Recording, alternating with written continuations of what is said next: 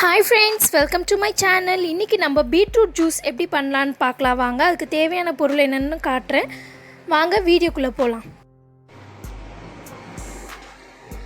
இஞ்சி, கேரட், அதுக்கு அப்புறம் பீட்ரூட் ஒன்று, கேரட்டும் ஒன்று. இஞ்சி வந்து கொஞ்சோண்டு துண்டு. அதுக்கு அப்புறமேட்டு பார்த்தீங்கன்னா புதினா வந்துட்டு இந்த அளவு போட்டால் போதும். ஸோ இதை நல்லா வாஷ் பண்ணிவிட்டு போடணும்.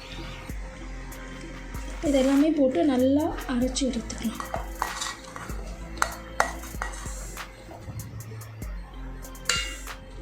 இப்போ இது வந்து அரைச்சி எடுத்துருக்கோம்ல, இதை வந்து நல்லா வந்து வடிகட்டி எடுத்துடணும்.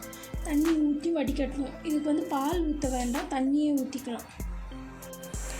ஏன் நம்ம பால் ஊற்ற வேண்டாம்னா இதில் நம்ம லெமன் போட போகிறோம். ஸோ வந்து பால் ஊற்றினா திரிஞ்சிடும், அதனால தான். ஸோ இப்படி வடிகட்டினதை வந்துட்டு திரும்பியுமே வந்து இதில் போட்டு திரும்பி கொஞ்சம் தண்ணி ஊற்றி நம்ம ஸ்ட்ரெயின் பண்ணி எடுக்கணும். இப்போ இதில் வந்துட்டு இந்த ஆஃப் லெமனை வந்து புழிஞ்சிடலாம்.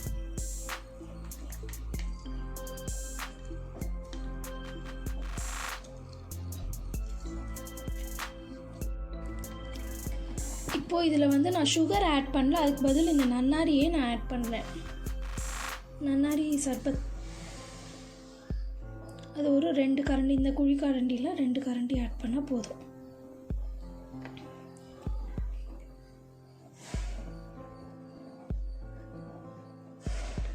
இந்த 2 கரண்டி ஆட் பண்ணால் போதும். அவ்வளோதான், நம்ம ஹெல்த்தியான பீட்ரூட் ஜூஸ் ரெடி ஆகிடுச்சு. நீங்களும் ட்ரை பண்ணி பாருங்கள். பாய்.